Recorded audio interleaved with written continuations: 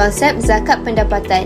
Zakat pendapatan bagi kajian ini merujuk zakat gaji dan upah. Mal al-mustafad adalah sesuatu yang diperolehi seseorang dan memilikinya dengan pemilikan yang baharu ketika dalam haul melalui jalan yang diakui syarak. Zakat mal al-mustafad dapat diklasifikasikan antaranya hasil daripada usaha perdagangan atau ternakan secara individu atau bersyarikat, pendapatan melalui ganjaran atau upah daripada sesuatu pekerjaan atau perkhidmatan, pendapatan berasaskan kerja permajikan dan sebagainya. Seterusnya, zakat pendapatan yang diperolehi dibayar pada masa menerima pendapatan seperti zakat hasil pertanian yang dibayar pada masa menuai. Pendapatan boleh zakat dikira selepas ditolak pengecualian yang dibenarkan seperti hutang. Zakat perlu dibayar sekiranya pendapatan yang dizakatkan melebihi nisab selepas ditolak pengecualian yang dibenarkan. Siapakah yang layak menerima zakat? Terdapat 8 golongan asnaf yang layak menerima zakat.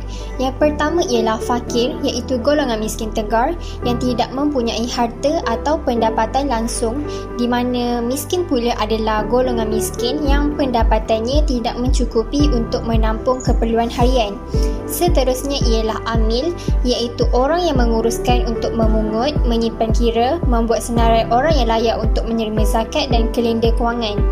Mereka ini akan menerima zakat sebagai pampasan atas kerja mereka. Seterusnya ialah mu'allaf, iaitu orang yang baru memeluk agama Islam.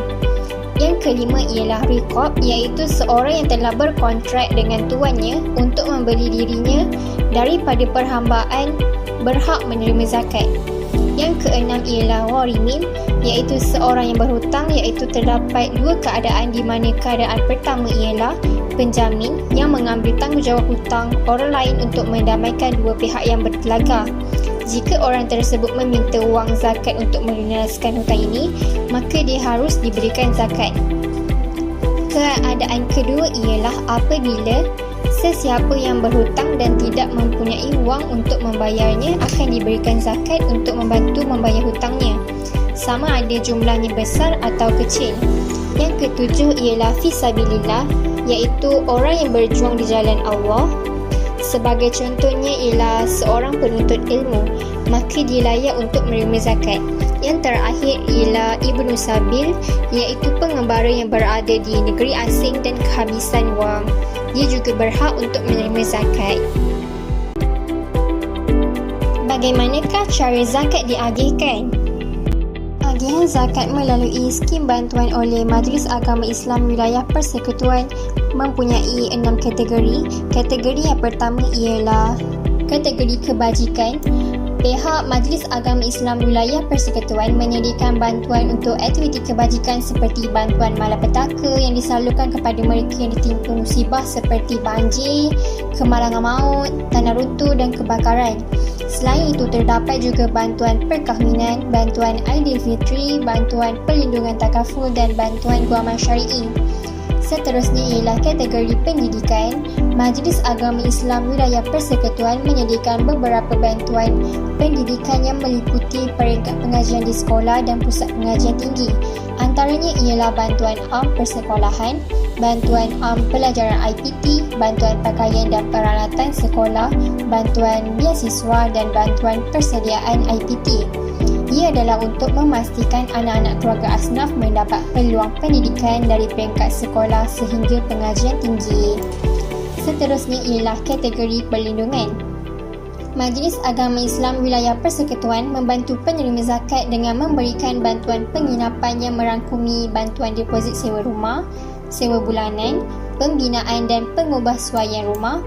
Hal ini adalah untuk menjamin tempat tinggal yang sempurna kepada asnaf. Seterusnya ialah kategori perubatan. Agihan zakat juga menyediakan bantuan perubatan, bantuan membeli motosikal orang kurang upaya, bantuan kebajikan, rawatan dan pemulihan untuk kanak-kanak kurang upaya. Maka bantuan ini dapat membantu pesakit dalam menjalani rawatan. Seterusnya ialah kategori dakwah dan pembangunan ummah. Majlis Agama Islam Wilayah Persekutuan menyediakan bantuan galakan hafaz Al-Quran. Selain itu, Mereka juga menggalakkan pelaksanaan aktiviti dakwah dan kebajikan oleh badan-badan bukan kerajaan termasuk masjid atau surau serta institusi pendidikan. Maka terdapat bantuan pertubuhan bukan kerajaan atas usaha menyebarkan dakwah kepada masyarakat, institusi agama dan pendidikan. Yang terakhir ialah kategori ekonomi. Majlis Agama Islam Wilayah Persekutuan menawarkan bantuan perniagaan yang diberikan sama ada dalam bentuk kewangan seperti pembesaran modal atau dalam bentuk peralatan fizikal seperti peralatan perniagaan dan lain-lain. Selain itu, terdapat juga bantuan deposit sewa beli teksi, bantuan deposit van atau bas sekolah dan bantuan pertanian, perikanan atau penternakan.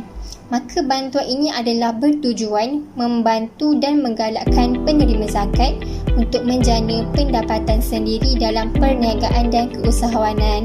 Oleh itu, mereka mungkin dapat menjalani kehidupan yang selesa.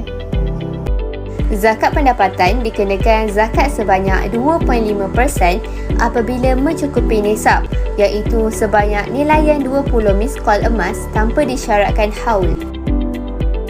Cara pembayaran zakat. Al-Qadrawi berpendapat bahawa jika seseorang itu memperolehi harta pendapatan yang telah mencukupi nisab, hendaklah dia membayar zakat dengan dua cara, iaitu yang pertama, membayar zakat sejurus dia menerima harta tersebut. Yang kedua, melewatkan pembayaran zakat sehingga penghujung haul beserta harta-harta pendapatan yang lain. Namun, ia disyaratkan jika pemilik harta tersebut tidak bimbang, hartanya akan habis dibelanjakan sewaktu menunggu tiba haul. Pendapat Al-Qadrawi ini hakikatnya selaras dengan prinsip menyegerakan pembayaran zakat sebelum tiba haul, ta'jil al-zakat.